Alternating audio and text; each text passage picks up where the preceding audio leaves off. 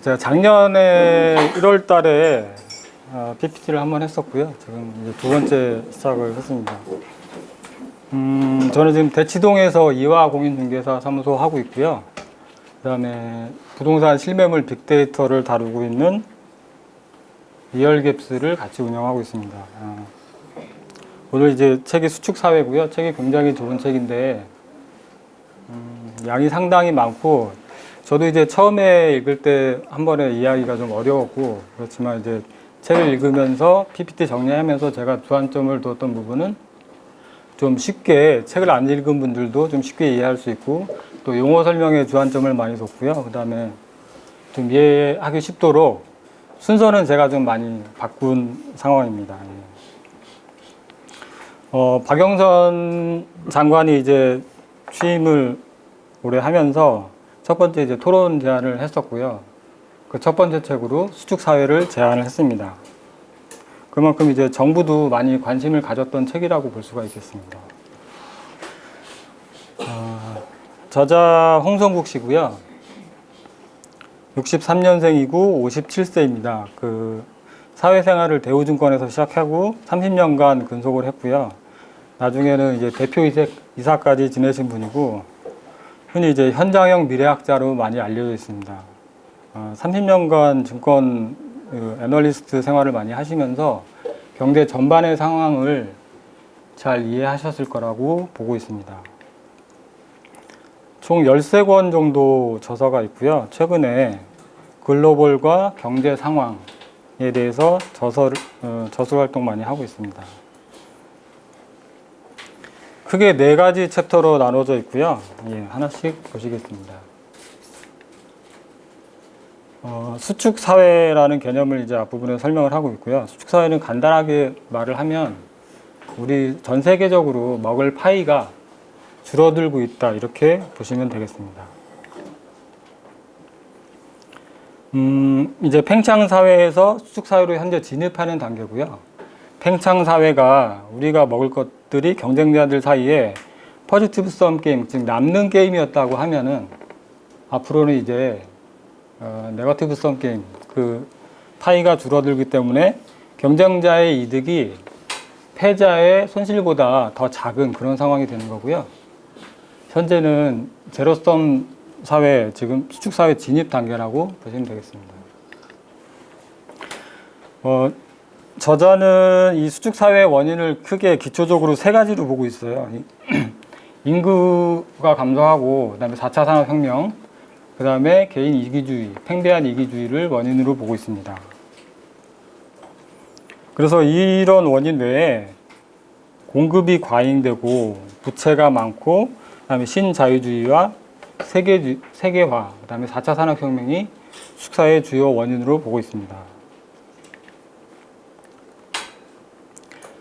서울대 공대에서 미래사회에 대해서 공학적 시뮬레이션을 돌렸는데 약간 충격적인 양극화 현상이 나타났는데요.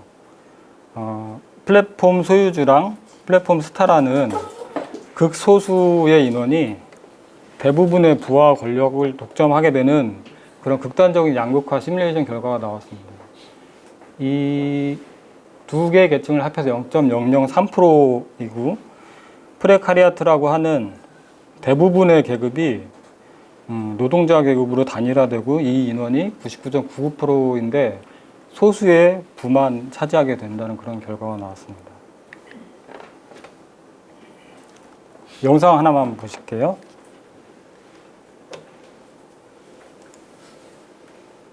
Forward. It's going to be only America first. America first.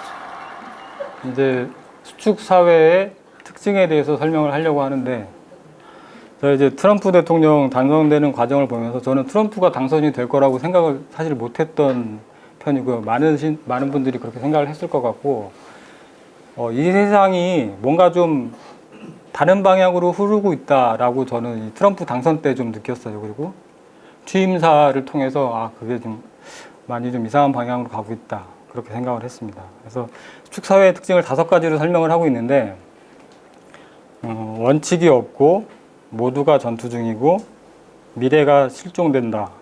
눈앞의 이익만 바라본다 그런 현상이고요. 그다음에 소수의 팽창 사회를 찾아서 집중화되는 현상, 그다음에 많은 사람들이 정신적인 문제를 안고 가는 상황, 이런 상황이 벌어지게 됩니다.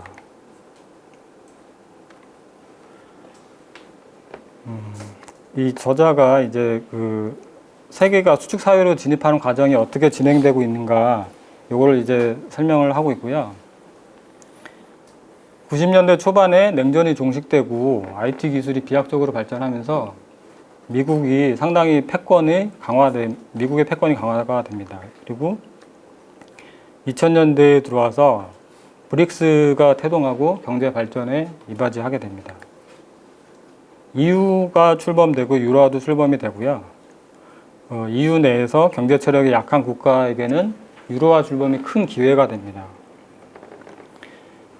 미국의 금리를 인하하고 2002년부터 2007년까지 세계 경제가 4.76% 성장이라는 놀라운 화랑세를 보이게 되는데요. 광란의 2000년대라고 볼 수가 있겠습니다. 그래서 이런 화랑세로 인해서 물가는 급상승하게 되고 자산 버블이 일어납니다. 이거를 막기 위해서 다급하게 이제 정책이 좀 나오게 되고요. 이로 인해서 2008년 금융위기를 맞이하게 되는데, 홍성국 저자가 이게 단순한 금융위기가 아니라 수축사회의 시작점으로 보고 있습니다. 그래서 전환형 복합위기라고 명명을 했고요. 이런 위기를 맞아서 양적 완화, 재정 지출 확대, 초저금리 정책이라는 이런 정책들을 급하게 펼쳤지만, 경제 기초 체력이 개선이 없이 일시적으로 좋아 보이는 현상만 나타나게 되고요. 이거를 슈거하이 경제라고 볼 수가 있습니다. 그래서 저자는 90년대부터 현재까지 수축사회 진입에 대한 집단적인 두려움과 벗어나고자 하는 헛된 노력이라고 보고 있습니다. 여러 가지 정책에도 불구하고 이렇게 수축사회에서 벗어나지 못하고 그래프가 이렇게 계속 하향 곡선을 그리고 있는 것이 현대 경제학의 오류라고 지적을 하고요. 이거에 이제 팽창사회 프레임 내에서의 경제 정책이기 때문에 그렇다라고 저자가 진단하고 있습니다. 2018년 무역전쟁 시작되면서 수축사회는 또 두 번째 위기를 맞게 되고요. 이제 저자는 4차 산업혁명이 수축사회를 강화시킨다고 얘기를 하고 있고요.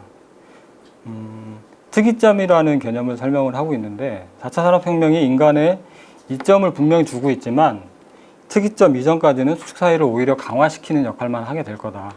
그래서 특이점 이후에는 수축사회를 완화를 시키게 되겠지만 그 전까지는 오히려 수축사회의 원인이 되고 있다. 이렇게 설명을 하고 있습니다.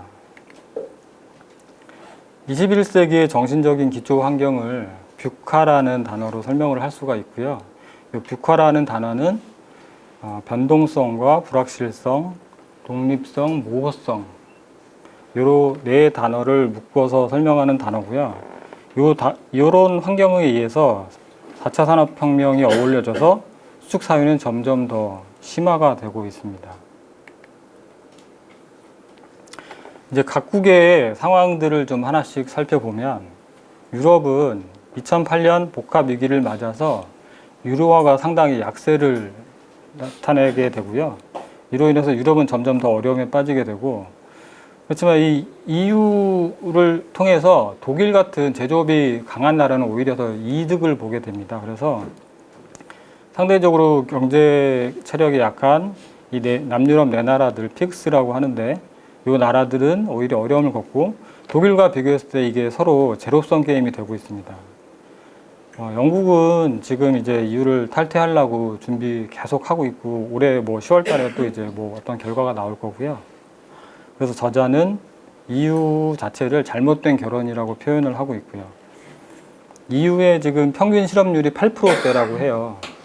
근데 우리나라가 지금 상당히 경제가 어려운데, 우리나라 지금 실업률이 4.4%대인데 EU 8%면 상당히 지금 심각한 위기라고 볼 수가 있겠습니다.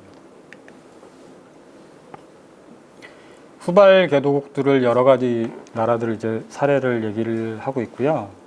인도가 후발 개도국 중에 가장 선두주자라고 볼 수가 있는데 인구가 많고 여러 가지 이점 때문에 중진국, 선진국으로 도약하지 않겠나 봤지만 카스트 제도라는 악습이 있고요. 여러 가지 불균형으로 인해서 인도가 계속 어려움을 벗어나지 못하고 있습니다. 메나라고 지칭하는 나라들이 있고요. 이 지도에 표시된 나라들이고요. 중동 지역하고 북아프리카 지역의 나라들입니다.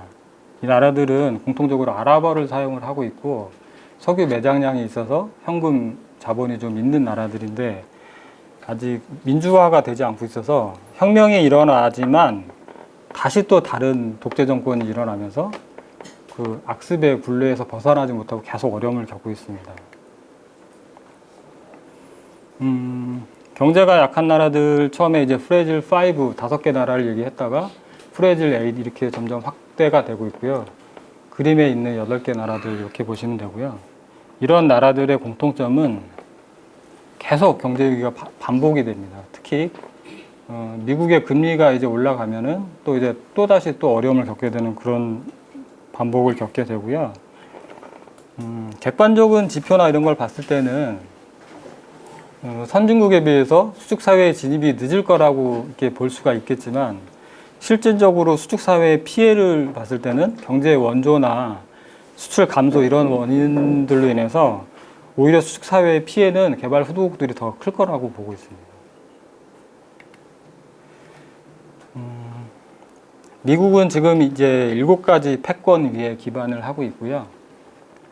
이 중에서 특히 기축통화를 갖고 있는 금융자본의 독점, 이게 가장 강한 패권으로 생각할 수 있습니다. 그렇지만 이런 미국도 지금 낙관하기 어려운 상황에 처해 있는데요. 4차 산업혁명에 관련된 기술이나 국방 외에는 거의 강점이 없는 지금 미국의 산업 현실이고요. 재정 적자랑 무역 수지 적자가 점점 심화되고 있습니다. 또 국제 영향력은 점점 약해지고 있고 사회 양극화라든가 이런 문제점들이 나타나고 있습니다.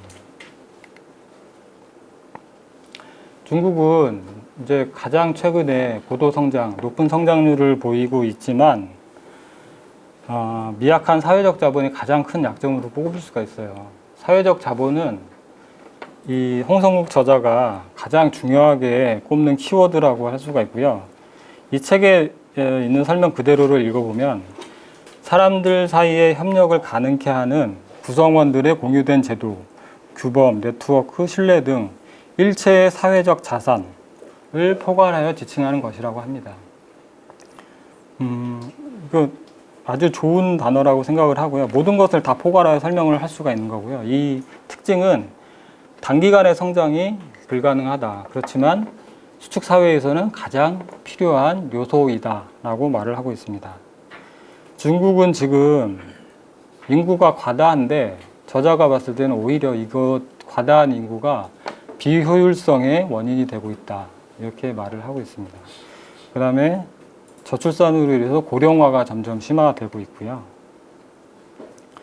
과잉 투자의 후유증이 이제 나타나기 시작했습니다. 그래서 루이스 전환점이라는 개념이 설명을 하고 있고요. 루이스 전환점이라는 것은 농촌 인력이 도시로 이주해서 노동자가 돼야 이제 그 인건비가 많이 올라가지 않는데 이게 이제 끊기게 되는 순간에 고비용 저효율 구조가 되는 순간을 루이스 전환점이라고 합니다. 근데 중국이 지금 루이스 전환점에 다다랐다고 보고 있고요. 또 2000년대 초반에 공장을 많이 지면서 과도한 부채 문제가 지금 이제 부각이 되고 있습니다. 중국이 지금 사회주의 국가고 권위주의로 이제 일관을 하고 있는데 이 사회 체제가 사회주의이기 때문에 불안정하지만 고도의 경제 성장이기 때문에 이게 이제 가려져 있다고 볼 수가 있습니다. 그래서 G2는 그룹 오브 2라고 얘기를 줄여서 말을 하는 거고요. 이제 미국과 중국의 패권 대결. 미국은 패권 위에 구성되어 있는 나라이기 때문에 패권이 위협을 받게 되면 생존 자체가 위협을 느끼게 되는 그런 상황입니다.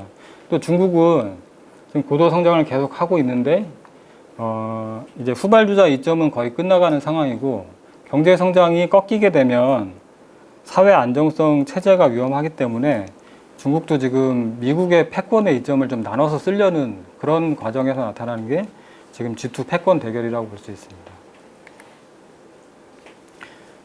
패권 대결은 크게 두 가지로 나눠서 좀 볼 수가 있는데 과학기술 쪽하고 경제 부분으로 나눠서 볼 수가 있고요. 과학기술은 중국이 이미 상당히 많이 따라잡았다고 볼 수가 있고요. 이 표에 보시면 책에도 나오지만 제조 2025라는 계획 하에 열심히 지금 따라잡고 있고, 특히나 5G 쪽에서 화웨이 같은 회사는 기술하고 가격적 양쪽에서 모두 독보적인 경쟁력을 갖고 있고요. 최근에 이제 뉴스에 매일 나오는 게 요새 화웨이 뉴스인데 중국에 이제 제재를 가하고 있는 것들이 이런 맥락에서 이해를 하시면 될 것 같습니다. 그다음에 경제전쟁에서 금융전쟁 쪽에서는 이제 기축통화를 미국이 갖고 있기 때문에 압도적인 우위는 일단 미국이 갖고 있다고 보고요. 슬슬 얘기가 나오고 있는 게 다시 한번 플라자 합의가 있을 수 있느냐 이런 얘기가 나오고 있는데, 플라자 합의라는 것이 1985년에 있었던 거고요. 미국이 좀 강요를 해서 일본하고 독일한테 화폐 가치를 올려라 이렇게 강요를 해서 화폐 가치를 올렸던 사건이고요. 그 당시 이제 아직 냉전 중이었고 미국의 패권이 좀 강했고 일본하고 독일이 따를 수밖에 없는 상황도 있었고 우방인 미국을 좀 지원하는 측면에서 플라자 합의가 일어났고, 이 플라자 합의로 인해서 일본은 잃어버린 10년을 맞이하게 되는 큰 원인이 됩니다. 그래서 지금 이제 앞으로 미국이 중국에게 이런 플라자 합의 같은 거를 다시 만들 수 있겠느냐 이런 게 좀 슬슬 수면으로 올라오고 있고요. 그렇지만 실질적으로 중국은 현재 일본이나 독일과 같은 그런 상황이 아니기 때문에 이런 플라자 합의 같은 사건은 다시 안 일어나지 않을까 이렇게 예상을 하고 있습니다.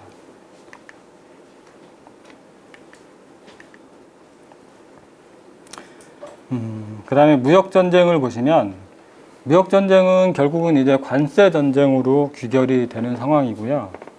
관세전쟁은 결과적으로 물가 상승을 유발할 수밖에 없잖아요. 그런데 트럼프 대통령이 정치적으로 이제 재선도 앞두고 있고, 또 시진핑도 사회 안정이 필요한 시점에서 물가 상승은 양국에 모두 부담이 되기 때문에 적정한 선에서 마무리되지 않을까 이렇게 생각을 하고 있습니다. 그 다음에 중국이 또 최근에 하나 뉴스가 나온 게 히토류를 무기로 삼을 수 있다. 히토류가 IT 기술에 들어간 핵심 원료인데 중국의 매장량이 굉장히 풍부하다고 하고요. 만약에 중국이 히토류 수출을 중단하게 되면 미국도 어려움을 겪을 수 있다. 이렇게 보고 있습니다. 수축사회를 돌파하는 5가지 기본 원칙을 얘기를 하는데요. 원칙을 세우고 지켜라. 그 다음에 미래에 집중하고 창의성을 키워야 되고 남다른 무기를 갖고 있어야 하고, 그 다음에 사람, 인재, 리더가 가장 중요하다 이렇게 말을 하고 있고요. 이 책에서 가장 중요하게 생각하는 사회적 자본이 궁극적인 지향점이다, 해결책이다 이렇게 말을 하고 있습니다. 그러면 이제 한국은 수축사회에 어디에 와 있고 앞으로 우리가 어떻게 해야 될 건가 4장에서 다루고 있고요. 한국도 이미 수축사회에 진입을 하고 있고요. 98년 외환위기 때 양극화가 본격화됐고 2008년도 복합위기 때 양극화가 심화됐다고 할 수가 있겠습니다. 이 양극화를 보는 지표 중에 하나로 상위 10%의 소득 집중도를 보면은 지금 세계 2위권에 하는 아주 심한 상황이고요. 그에 반면해서 GDP 대비 사회보장성 지출은 10% 이하 정도로 지금 추산하고 있고요. 프랑스의 31%나 독일, 미국과 비교했을 때 너무 낮은 수준이라고 볼 수가 있겠습니다. 그래서 현재 한국은 이런 여러 갈등 요소를 좀 해소를 해야 되는데 교육이나 법률이나 종교 또 정치 쪽에서 이런 역할을 과연 잘 하고 있는가 이런 의문이 좀 들고요. 그다음에 아직 부족한 사회적 자본 그리고 도덕적 해이도 심각해지고 있습니다. 그렇지만 아직 우리에게는 통일이라는 큰 기회가 있고요. 4차 산업혁명도 또 기회가 될 수 있다고 생각을 합니다. 그래서 가장 중요한 거는 현재의 경제 위기가 그냥 단순한 경제 위기가 아니라 수축사회라는 새로운 틀에서 사회적인 변화로의 큰 틀에서 인식이 필요하다 이렇게 생각을 하고요. 그렇기 때문에 사회적 자본 확충은 더 중요하다라고 할 수가 있겠습니다. 최근에 이제 소득주도 성장 논쟁이 많이 나오고 있는데요. 문재인 정부가 가장 심혈을 기울이고 있는 정책이기도 하고요. 소득주도 성장이라는 것은 개인의 소득을 올려서 수요를 높이고 그 수요를 높임으로 인해서 경제 활성화를 다시 찾겠다 이런 정책이고요. 그렇지만 아직 이제 구체적인 성과가 없이 많은 비판을 좀 받고 있는데 저자가 주장하는 거는 이거는 경제 활성화뿐만이 아니라 양극화의 해소를 위해서도 단기적인 그 성과만 볼 게 아니라 장기적인 안목으로 좀 지켜봐야 된다. 이렇게 말을 하고 있습니다.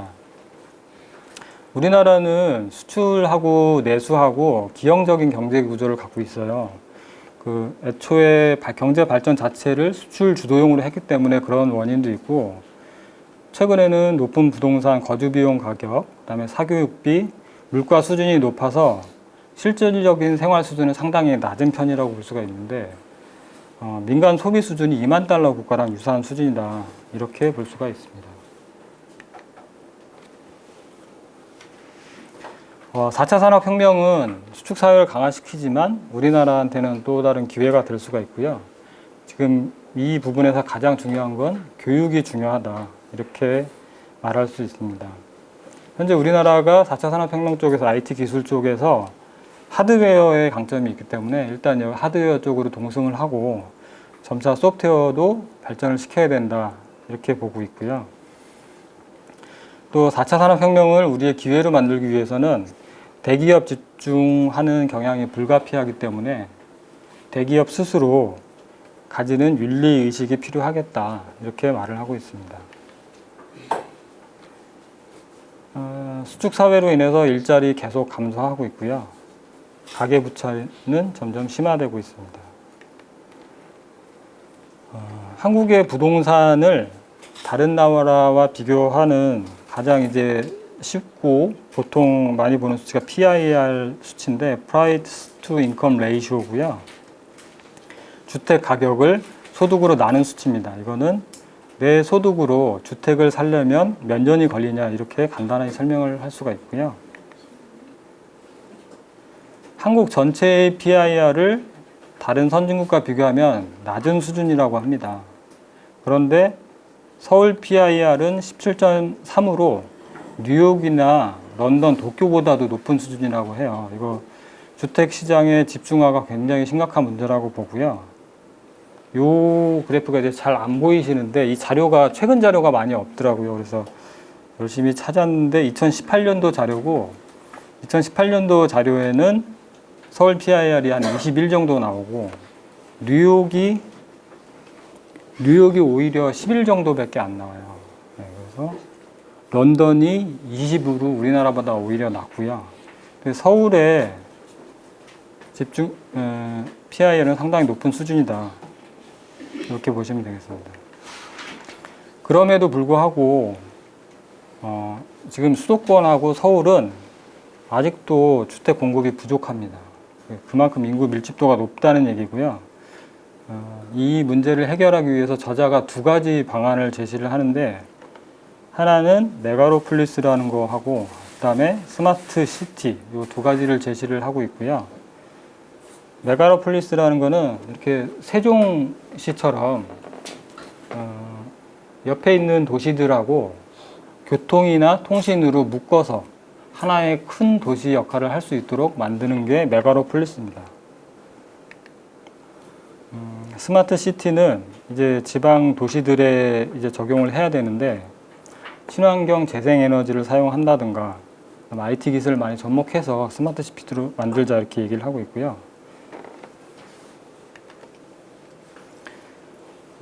이제 책에 나오는데 마스다라 시티 기획부터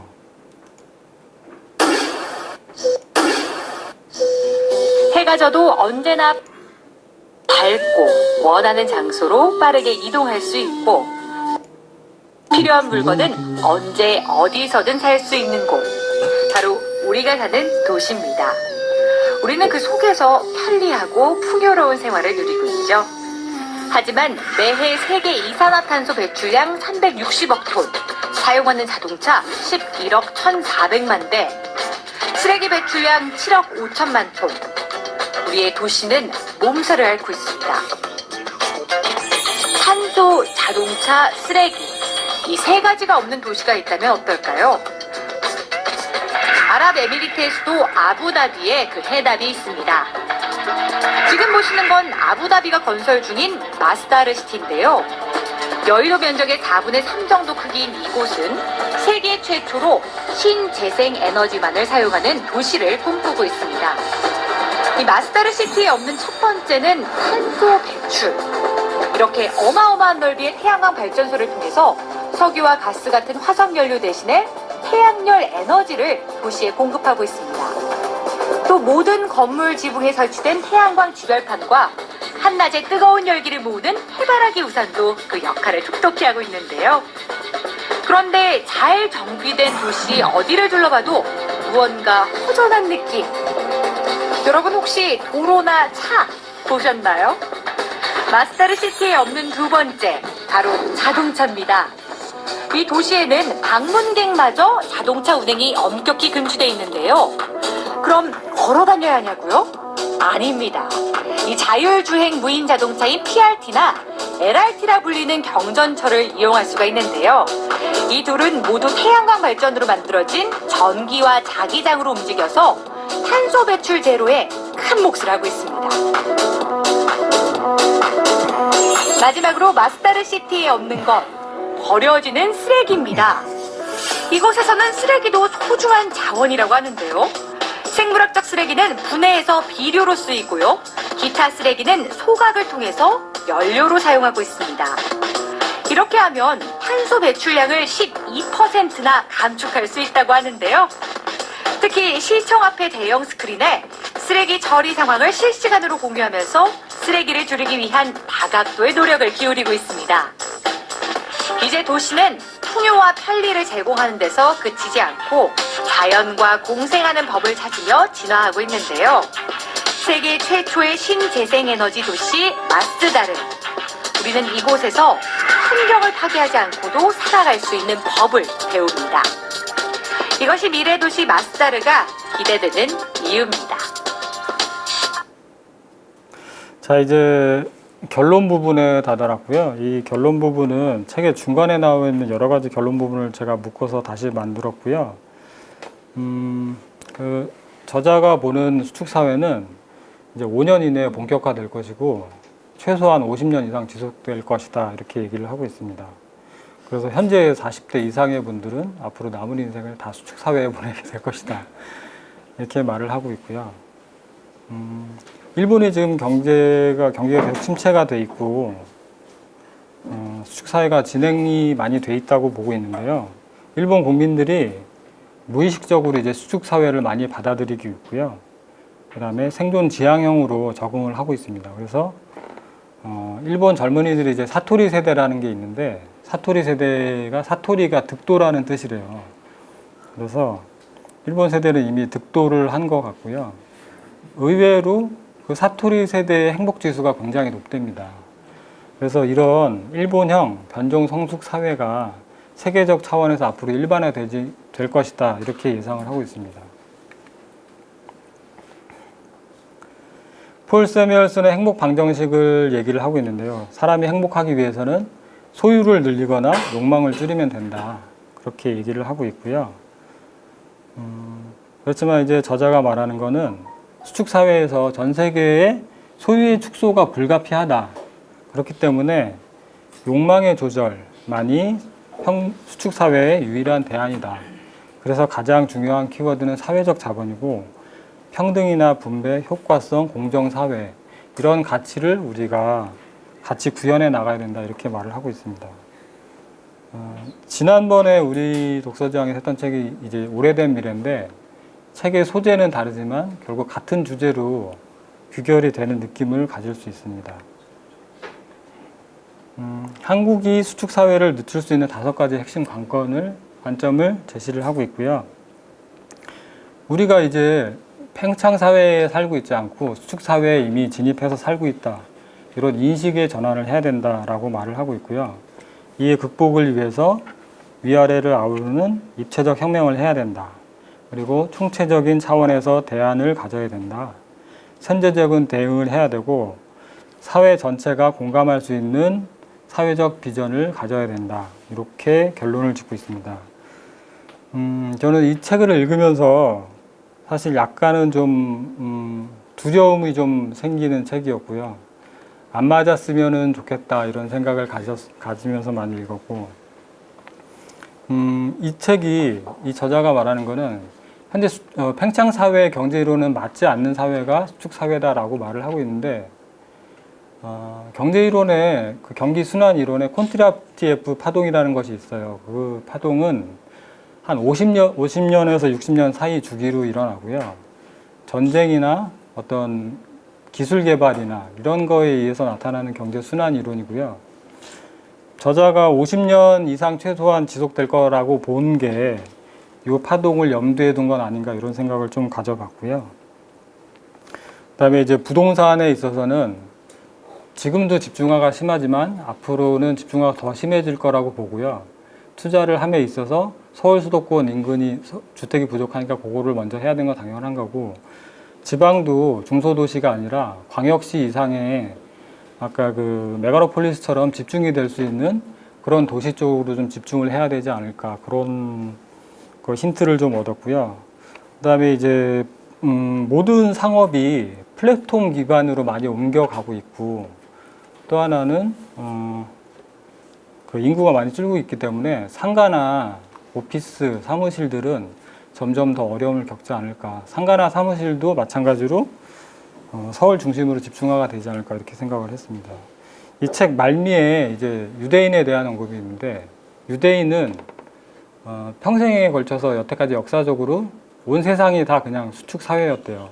근데 그럼에도 불구하고 적응을 잘 하고 오히려 세계를 이끄는 민족이라고 합니다. 그런데 우리도 오늘 이제 이 독서지향을 통해서 수축 사회라는 좋은 책을 만났고 이 프레임을 이해를 했기 때문에 앞으로 우리 독서지향 회원님들 위기를 잘 극복하고 오히려 수축 사회에서 더 앞서갈 수 있는 그런 인재들이 되실 것이라고 믿습니다. 이상 마치겠습니다.